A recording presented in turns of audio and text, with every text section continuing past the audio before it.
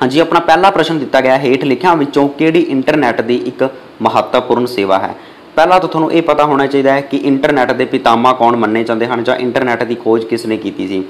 तो थोड़ा सही उत्तर की हो जाएगा, विंटोन सर्फ ने इंटरनेट की खोज की सी। इस गल को ध्यान में रखना है। तो इसका अपने को सही उत्तर की रहेगा, ये इसका बिल्कुल राइट ऑप्शन हो जाएगा ईमेल। हाँ जी, इन्होंने विचों किहड़ी इंटरनेट की एक महत्वपूर्ण सेवा है। तो थोड़ा सही उत्तर की हो जाएगा ईमेल, यानी कि इलैक्ट्रॉनिक मेल। नैक्सट आप मूव करते हैं सैकेंड नंबर प्रश्न। हाँ जी, ईमेल नूं ट्रांसफर करने के लिए किहड़ी प्रोटोकॉल वरती जाती है। SMTP, FTP, PPT या IP। हाँ जी, इसका अपने को सही उत्तर की रहेगा, ये इसका बिल्कुल राइट ऑप्शन हो जाएगा SMTP, यानी कि सिंपल मेल ट्रांसफर प्रोटोकॉल जो होंगी है ये ईमेल नूं सेंड करने के लिए यानी कि ट्रांसफर करने के लिए वरती जाने वाली प्रोटोकॉल है। ये प्रश्न अपने को बहुत ही ज़्यादा महत्वपूर्ण रहेगा। सो रिक्वेस्ट है कि तुसीं इसनूं अलग तो नोट कर लेना है। इस तो अलावा FTP की जेकर आप गल करिए, इसकी फुल फॉर्म होंगी है फाइल ट्रांसफर प्रोटोकॉल। इस तो अलावा जी IP होंगे इसका मीनिंग की होंगे इंटरनेट प्रोटोकॉल। थोड़े को प्रश्न पूछा जा सकता है कि इंटरनेट की रीढ़ की हड्डी किस नूं कहा जाता है। तो थोड़ा सही उत्तर की हो जाएगा TCP, यानी कि transfer commission protocol, sorry transmission control protocol. इस तो अलावा IP इंटरनेट प्रोटोकॉल। तो इसनूं इंटरनेट की रीढ़ की हड्डी भी कहा जाता है। नैक्सट आप देख लेंगे, इत्थे तुसीं देख भी सकते हो SMTP की full form simple mail transfer protocol, FTP की file transfer protocol and last अपने को IP यानी कि इंटरनेट प्रोटोकॉल। सो इन्हां गल्लां नूं भी तुसीं ध्यान विच जरूर रखना है। नैक्सट आप देख लेंगे EDO स्टैंड्स फॉर। इत्थे अपने को EDO की फुल फॉर्म पूछी गई है। हाँ जी, इस अपने को सही उत्तर की रहेगा, ये इसका बिल्कुल राइट ऑप्शन हो जाएगा एक्सटेंडेड डाटा आउट। हाँ जी, EDO की फुल फॉर्म की है अपने को एक्सटेंडेड डाटा आउट। नैक्सट आप मूव करते हैं। हाँ जी, जेकर वीडियो हेल्पफुल लग रही तो प्लीज़ इस वीडियो को वध शेयर एंड लाइक भी कर दो। हाँ जी, FPM की फुल फॉर्म की होंगी है फास्ट पेज मोड। थोड़े को इसी तरह प्रश्न पूछा जा सकता है DIMM की full form double in line memory module. ये अपने को DIMM की फुल फॉर्म। नैक्सट आप मूव करते हैं जी, हेठ लिखियां विचों किहड़ी मैमरी सस्ती होंदी है। DRAM, SRAM, A&B बोथ या नन ऑफ दीज। हाँ जी, इस अपने को सही उत्तर की रहेगा, ये इसका बिल्कुल राइट ऑप्शन हो जाएगा DRAM। हाँ जी, जी डायनामिक रैम होंगी है डायनामिक रैंडम एक्सैस मैमरी जो होंगी है ये एक मैमरी सस्ती मैमरी होंगी है। इस तो अलावा जी SRAM होंगी यानी कि स्टैटिक रैम होंगी है ये अपने को महंगी मैमरी होंगी है। इस तो अलावा ये जो मैमरी होंगी है ये DRAM के बदले फास्ट मनी जाती है। SRAM जो होंगी है ये अपने को सुपर कंप्यूटर के यूज़ की जाने वाली मैमरी है। इस गल को तुसीं ध्यान में रखना है। थोड़े को प्रश्न पूछा जा सकता है कि जी अपने को पूछा जाएगा प्रश्न सुपर कंप्यूटर में किहड़ी मैमरी यूज़ की जाती। थोड़ा सही उत्तर की हो जाएगा SRAM यानी कि स्टैटिक रैंडम एक्सैस मैमरी। इस तो अलावा DRAM जो होंगी है जो आप अपने कंप्यूटर में यूज़ करेगा तो ये अपने को एक रीफ्रैश मैमरी होंगी है, इसनों आप रीफ्रैश कर सकते हाँ। स्टैटिक रैम जो होंगी है इसनों आप रीफ्रैश नहीं कर सकते। DRAM जो होंगी है ये मैमरी सस्ती होंगी है एंड स्लो होंगी है। नैक्सट तुसीं इत्थे देख भी सकते हो DRAM जी होंगी है ये स्लोवर मैमरी है। इस तो अलावा DRAM आप यूज़ कित्थे कर सकते हैं, PC यानी कि परसनल कंप्यूटर के लैपटॉप के स्मार्टफोन के एंड टैबलैट के आप DRAM नूं यूज़ कर सकते हाँ। तुहाडे कोल प्रश्न पूछा जाएगा कि हेठ लिखिया विचों किहड़ी डिवाइस विच DRAM वरती जाती है। तो थोड़ा सही उत्तर की हो जाएगा, इन्हां विचों कोई भी ऑप्शन हो सकती है PC, लैपटॉप, स्मार्टफोन या टैबलैट। नैक्सट आप देख लेंगे। हाँ जी, हेठ लिखिया विचों किहड़ी मैमरी लैपटॉप विच वरती जाती है। ऑलरेडी मैं तुहानूं दस चुकिया हाँ, इस प्रश्न नूं हरेक विद्यार्थी ईजीली अटैम्प्ट कर सकता है। तो इसका अपने को सही उत्तर की रहेगा B इसका बिल्कुल राइट ऑप्शन हो जाएगा DRAM। हाँ जी, इन्हां विचों किहड़ी मैमरी लैपटॉप विच वरती जाती है। तो थोड़ा सही उत्तर की हो जाएगा DRAM। नैक्सट आप देख लेंगे। हाँ जी, DDR स्टैंड्स फॉर। इत्थे अपने को DDR की फुल फॉर्म पूछी गई है। हाँ जी, इस अपने को सही उत्तर की रहेगा C इसका बिल्कुल राइट ऑप्शन हो जाएगा डबल डाटा रेट। हाँ जी, DDR की फुल फॉर्म की होंगी है डबल डाटा रेट। हाँ जी, जो आप अपना कंप्यूटर जो आप कोई भी शॉप पर लैन जाते हाँ तो अपने को पूछा जाता है कि तुसीं किहड़ी अपने को रैम लगानी है, DDR4 लगानी है, DDR1, 3 या 2 लगानी है। यानी कि जिन्नी अपने को DDR जेकर 4 आप लगाते हैं तो वो अपने को फास्ट मनी जाएगी DDR3 के बदले। ਨੈਕਸਟ ਆਪਾਂ ਦੇਖ ਲੈਂਦੇ ਹਾਂ ਜੀ DDR ਜਿਹੜੀ 5 ਰੈਮ ਹੁੰਦੀ ਹੈ ਯਾਨੀ ਕਿ ਡਬਲ ਡਾਟਾ ਰੈਮ ਜੋ 5 ਹੁੰਦੀ ਹੈ ਤਾਂ ਇਸ ਦੇ ਵਿੱਚ ਕਿੰਨੀਆਂ ਪਿੰਨ ਵਰਤੀਆਂ ਜਾਂਦੀਆਂ ਹਨ। ਇਹ ਪ੍ਰਸ਼ਨ ਆਪਣੇ ਕੋਲ ਬਹੁਤ ਹੀ ਜ਼ਿਆਦਾ ਮਹੱਤਵਪੂਰਨ ਰਹੇਗਾ, ਸੋ ਇਸ ਨੂੰ ਤੁਸੀਂ ਅਲੱਗ ਤੋਂ ਨੋਟ ਕਰ ਲੈਣਾ ਹੈ। ਤਾਂ ਇਸ ਦਾ ਆਪਣੇ ਕੋਲ ਸਹੀ ਉੱਤਰ ਕੀ ਰਹੇਗਾ, ਡੀ ਇਸ ਦਾ ਬਿਲਕੁਲ ਰਾਈਟ ਆਪਸ਼ਨ ਹੋ ਜਾਵੇਗਾ 288। ਹਾਂਜੀ DDR ਜਿਹੜੀ 5 ਰੈਮ ਹੁੰਦੀ ਹੈ ਤਾਂ ਇਸ ਵਿੱਚ ਕਿੰਨੀਆਂ ਪਿੰਨ ਵਰਤੀਆਂ ਜਾਂਦੀਆਂ ਹਨ, 288 ਪਿੰਨ ਵਰਤੀਆਂ ਜਾਂਦੀਆਂ ਹਨ। ਬਟ ਜ਼ਿਆਦਾਤਰ ਤੁਹਾਨੂੰ ਪਤਾ ਹੋਵੇਗਾ DDR4 ਰੈਮ ਵਰਤੀ ਜਾਂਦੀ ਹੈ। ਇੱਥੇ ਤੁਸੀਂ ਦੇਖ ਸਕਦੇ ਹੋ ਜਿਹੜੀ DDR ਇਕੱਲੀ ਹੁੰਦੀ ਹੈ ਜਾਂ ਇਸ ਨੂੰ DDR1 ਕਹਿ ਸਕਦੇ ਹੋ, ਇਸ ਵਿੱਚ ਟੋਟਲ 184 ਪਿੰਨ ਵਰਤੀਆਂ ਜਾਂਦੀਆਂ ਹਨ। DDR2 ਜਿਹੜੀ ਹੁੰਦੀ ਹੈ ਇਸ ਵਿੱਚ 240 ਪਿੰਨ, DDR3 ਵਿੱਚ ਵੀ 240 ਪਿੰਨ ਐਂਡ DDR4 ਦੇ ਵਿੱਚ ਵੀ 288 ਪਿੰਨ ਵਰਤੀਆਂ ਜਾਂਦੀਆਂ ਹਨ। ਜ਼ਿਆਦਾਤਰ ਆਪਣੇ ਜਿਹੜੇ PC ਹੁੰਦੇ ਹਨ ਉਹਨਾਂ ਵਿੱਚ DDR4 ਰੈਮ ਵਰਤੀ ਜਾਂਦੀ ਹੈ ਜੋ ਕਿ ਫਾਸਟ ਮੰਨੀ ਜਾਂਦੀ ਹੈ। ਨੈਕਸਟ ਆਪਾਂ ਦੇਖ ਲੈਂਦੇ ਹਾਂ ਜੀ ਬੂਟਿੰਗ ਕਦੋਂ ਹੁੰਦੀ ਹੈ, computer of time, computer on time, A and B ਬੋਥ ਜਾਂ ਕੰਪਿਊਟਰ ਰੀਸਟਾਰਟ ਟਾਈਮ। ਇਹ ਪ੍ਰਸ਼ਨ ਆਪਣੇ ਕੋਲ ਬਹੁਤ ਹੀ ਜ਼ਿਆਦਾ ਮਹੱਤਵਪੂਰਨ ਹੈ ਐਂਡ ਹਰੇਕ ਵਿਦਿਆਰਥੀ ਨੂੰ ਇਸ ਦਾ ਬਿਲਕੁਲ ਸਹੀ ਆਨਸਰ ਪਤਾ ਲੱਗ ਗਿਆ ਹੋਵੇਗਾ। ਹਾਂਜੀ ਇਸ ਦਾ ਆਪਣੇ ਕੋਲ ਸਹੀ ਉੱਤਰ ਕੀ ਰਹੇਗਾ, B ਇਸ ਦਾ ਬਿਲਕੁਲ ਰਾਈਟ ਆਪਸ਼ਨ ਹੋ ਜਾਵੇਗਾ ਕੰਪਿਊਟਰ ਔਨ ਟਾਈਮ। ਹਾਂਜੀ ਜਦੋਂ ਆਪਾਂ ਕੰਪਿਊਟਰ ਨੂੰ ਔਨ ਕਰਦੇ ਹਾਂ ਤਾਂ ਉਸ ਸਮੇਂ ਬੂਟਿੰਗ ਦੀ ਪ੍ਰਕਿਰਿਆ ਹੁੰਦੀ ਹੈ। ਇਹ ਪ੍ਰਸ਼ਨ ਬਹੁਤ ਹੀ ਜ਼ਿਆਦਾ ਮਹੱਤਵਪੂਰਨ ਹੈ। ਨੈਕਸਟ ਆਪਾਂ ਦੇਖ ਲੈਂਦੇ ਹਾਂ ਜੀ ਰੋਮ ਜੋ ਹੁੰਦੀ ਹੈ ਯਾਨੀ ਕਿ ਰੀਡ ਓਨਲੀ ਮੈਮਰੀ ਹੁੰਦੀ ਹੈ, ਇਹ ਕਿਸ ਤੋਂ ਬਣੀ ਹੁੰਦੀ ਹੈ, ਡੀ ਕੋਡਰ ਤੋਂ, ਔਰ ਗੇਟਸ ਤੋਂ, A ਐਂਡ B ਬੋਥ ਜਾਂ ਨੌਰ ਗੇਟਸ। ਹਾਂਜੀ ਇਸ ਦਾ ਆਪਣੇ ਕੋਲ ਸਹੀ ਉੱਤਰ ਕੀ ਰਹੇਗਾ, C ਇਸ ਦਾ ਬਿਲਕੁਲ ਰਾਈਟ ਆਪਸ਼ਨ ਹੋ ਜਾਵੇਗਾ A ਐਂਡ B ਬੋਥ। ਹਾਂਜੀ ਜਿਹੜੀ ਰੋਮ ਹੁੰਦੀ ਹੈ ਇਹ ਕਿਸ ਤੋਂ ਬਣੀ ਹੁੰਦੀ ਹੈ, ਇਹ ਡੀ ਕੋਡਰ ਤੋਂ ਬਣੀ ਹੁੰਦੀ ਹੈ ਐਂਡ ਔਰ ਗੇਟਸ ਤੋਂ ਮਿਲ ਕੇ ਬਣੀ ਹੁੰਦੀ ਹੈ ਯਾਨੀ ਕਿ ਰੀਡ ਓਨਲੀ ਮੈਮਰੀ। ਨੈਕਸਟ ਹੇਠ ਲਿਖਿਆਂ ਵਿੱਚੋਂ ਕਿਹੜੀ ਮੈਮਰੀ ਸੈਮੀ ਪਰਮਾਨੈਂਟ ਹੁੰਦੀ ਹੈ, RAM, Rome, A and B ਬੋਥ ਜਾਂ ਨਨ ਆਫ ਦੀਜ਼। ਹਾਂਜੀ ਇਸ ਦਾ ਆਪਣੇ ਕੋਲ ਸਹੀ ਉੱਤਰ ਕੀ ਰਹੇਗਾ, B ਇਸ ਦਾ ਬਿਲਕੁਲ ਰਾਈਟ ਆਪਸ਼ਨ ਹੋ ਜਾਵੇਗਾ ਰੋਮ। ਹਾਂਜੀ ਇਹਨਾਂ ਵਿੱਚੋਂ ਕਿਹੜੀ ਮੈਮਰੀ ਸੈਮੀ ਪਰਮਾਨੈਂਟ ਮੈਮਰੀ ਹੈ, ਤਾਂ ਤੁਹਾਡਾ ਸਹੀ ਉੱਤਰ ਕੀ ਹੋ ਜਾਵੇਗਾ, ਰੋਮ ਯਾਨੀ ਕਿ ਰੀਡ ਓਨਲੀ ਮੈਮਰੀ। ਨੈਕਸਟ ਆਪਾਂ ਦੇਖ ਲੈਂਦੇ ਹਾਂ ਹਾਂਜੀ ਵਟ ਇਜ਼ ਫੋਰਮੈਟਿੰਗ। ਇਹ ਪ੍ਰਸ਼ਨ ਬਹੁਤ ਹੀ ਜ਼ਿਆਦਾ ਮਹੱਤਵਪੂਰਨ ਹੈ, ਬਹੁਤ ਵਾਰ ਅਲੱਗ-ਅਲੱਗ ਕੰਪੀਟੀਟਿਵ ਐਗਜ਼ਾਮ 'ਚ ਰਿਪੀਟ ਵੀ ਹੋ ਚੁੱਕਿਆ ਹੈ। ਤਾਂ ਇਸ ਦਾ ਆਪਣੇ ਕੋਲ ਸਹੀ ਉੱਤਰ ਕੀ ਰਹੇਗਾ, A ਇਸ ਦਾ ਬਿਲਕੁਲ ਰਾਈਟ ਆਪਸ਼ਨ ਹੋ ਜਾਵੇਗਾ disk and track and sector divide. ਤੁਹਾਨੂੰ ਪਤਾ ਹੋਵੇਗਾ ਜਿਹੜੀ ਆਪਣੀ ਹਾਰਡ ਡਰਾਈਵ ਹੁੰਦੀ ਹੈ ਉਸ ਵਿੱਚ ਡਿਸਕ ਲੱਗੀਆਂ ਹੁੰਦੀਆਂ ਨੇ, ਟਰੈਕ ਵੀ ਹੁੰਦੇ ਹਨ ਐਂਡ ਸੈਕਟਰ ਵੀ ਹੁੰਦੇ ਹਨ, ਤਾਂ ਉਹਨਾਂ ਨੂੰ ਡਿਵਾਈਡ ਕਰਨ ਦੀ ਪ੍ਰਕਿਰਿਆ ਨੂੰ ਹੀ ਫੋਰਮੈਟਿੰਗ ਦਾ ਨਾਮ ਦਿੱਤਾ ਜਾਂਦਾ ਹੈ। ਨੈਕਸਟ ਆਪਾਂ ਦੇਖ ਲੈਂਦੇ ਹਾਂ ਜੀ ਹਾਰਡ ਡਰਾਈਵ ਨੂੰ ਹੋਰ ਕਿਹੜੇ ਨਾਮ ਨਾਲ ਜਾਣਿਆ ਜਾਂਦਾ ਹੈ। ਇਹ ਪ੍ਰਸ਼ਨ ਪਹਿਲਾਂ ਵੀ ਤੁਹਾਨੂੰ ਕਰਾਇਆ ਹੋਇਆ ਹੈ ਐਂਡ ਹਰੇਕ ਵਿਦਿਆਰਥੀ ਨੂੰ ਇਸ ਦਾ ਬਿਲਕੁਲ ਸਹੀ ਆਨਸਰ ਪਤਾ ਲੱਗ ਗਿਆ ਹੋਵੇਗਾ।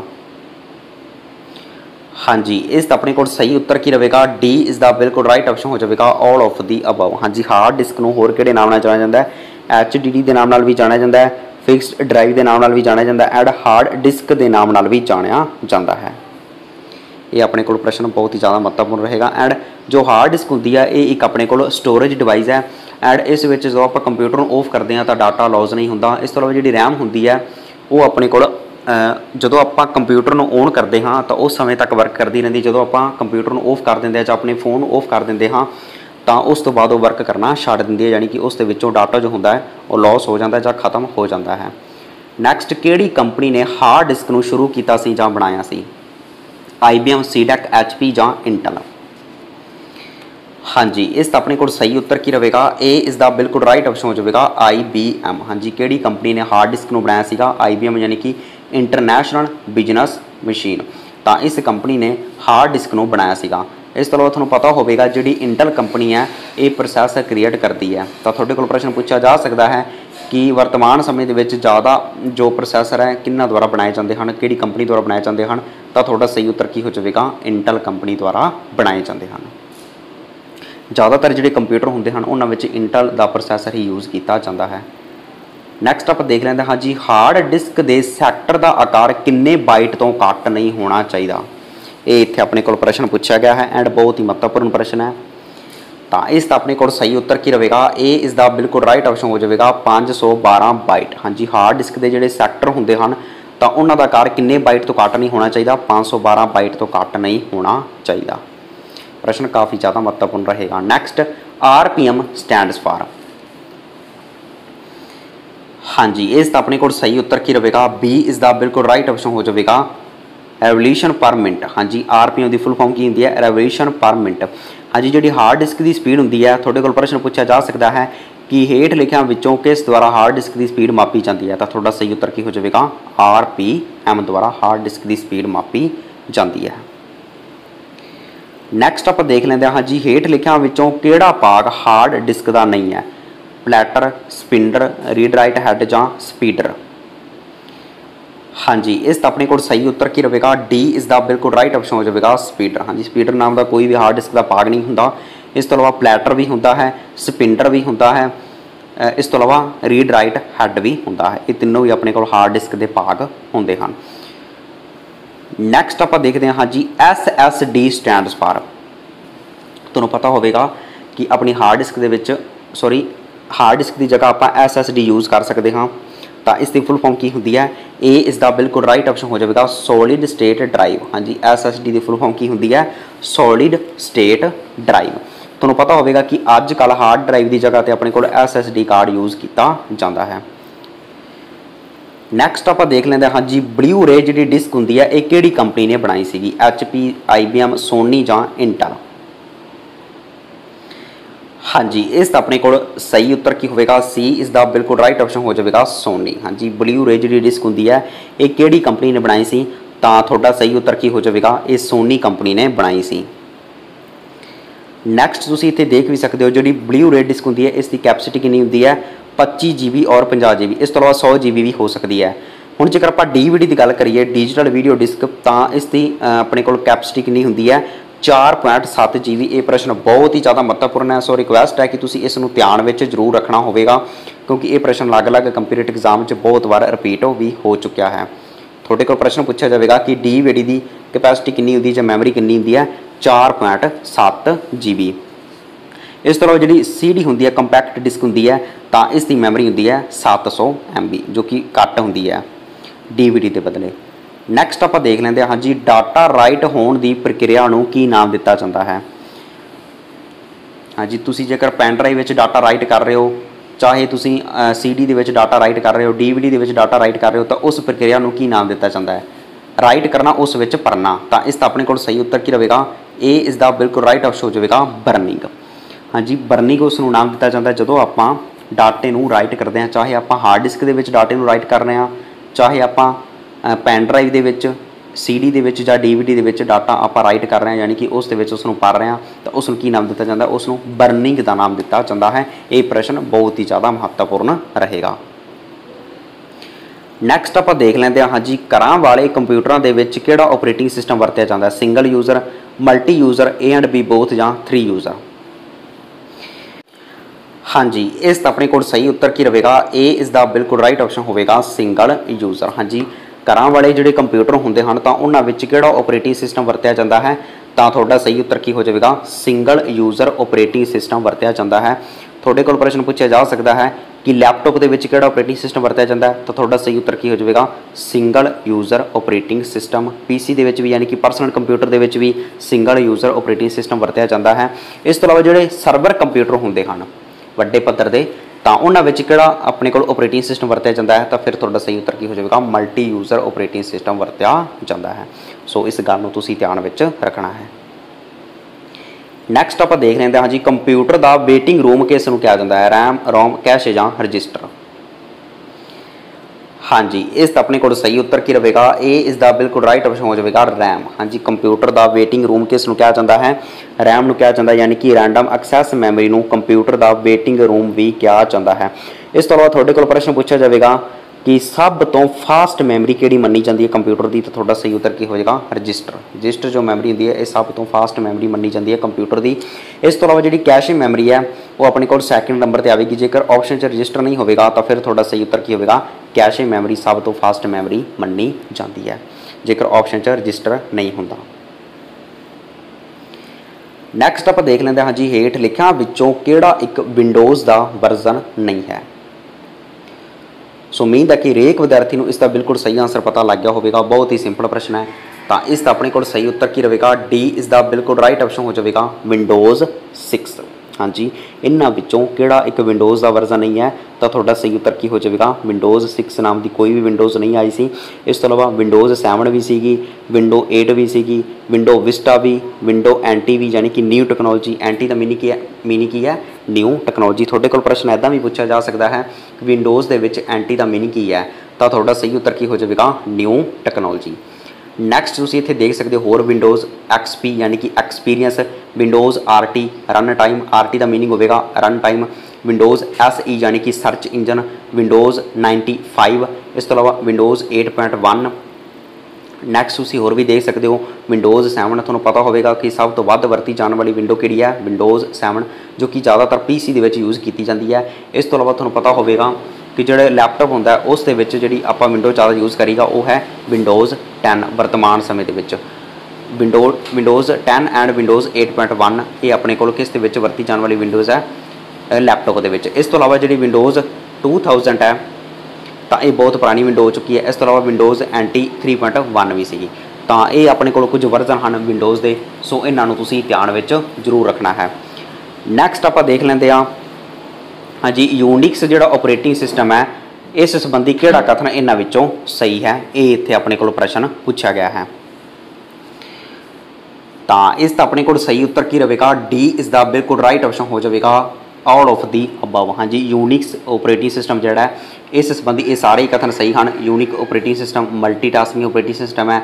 ये जो ऑपरेटिंग सिस्टम बनया सीगा ये C language and assembly language मिला के बनया सी।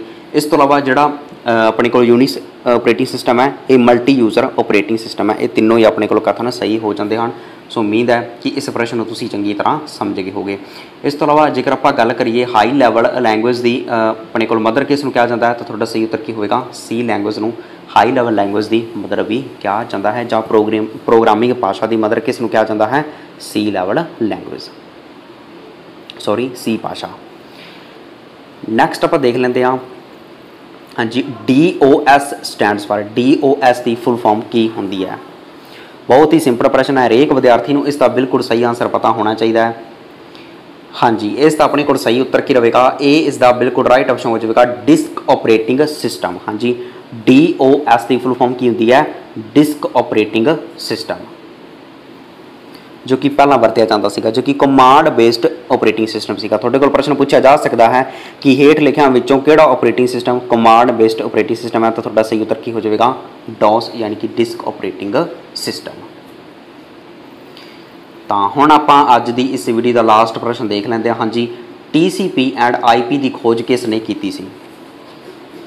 इस वीडियो का सब तो सिंपल प्रश्न कह सकते हो, बहुत ही सिंपल प्रश्न है।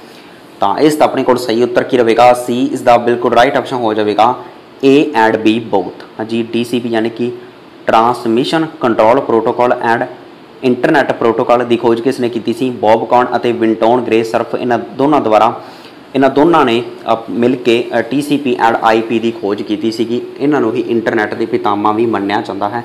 तुहाडे कोल प्रश्न पूछा जा सकता है कि इंटरनेट के पितामा कौन हैं, विंटोन ग्रे सर्फ। इस तरह अज की अपनी ये वीडियो इत्थे समाप्त होंदी है। सो उम्मीद करता हाँ कि ये वीडियो थोड़ा बहुत ही ज़्यादा हैल्पफुल लगी होगी। हाँ जी, जेकर हैल्पफुल लगी तो प्लीज़ इस वीडियो को वध तो वध शेयर एंड लाइक भी जरूर करके जाना है। एंड जोड़े विद्यार्थियों ने हजे भी इस चैनल को सबसक्राइब नहीं किया तो प्लीज़ इस चैनल को हुणे ही सबसक्राइब करके बैल आइकन पर प्रेस करके ऑल बटन पर क्लिक कर लवो, तो जो अगे आने वाली हरेक वीडियोज़ का नोटिफिकेशन थोड़ा टाइम टू टाइम मिलता रहे। तो हुण आपां अज की इस वीडियो को इत्थे समाप्त करते हैं। मिलते हैं किसी नैक्सट वीडियो के विच। Thank you.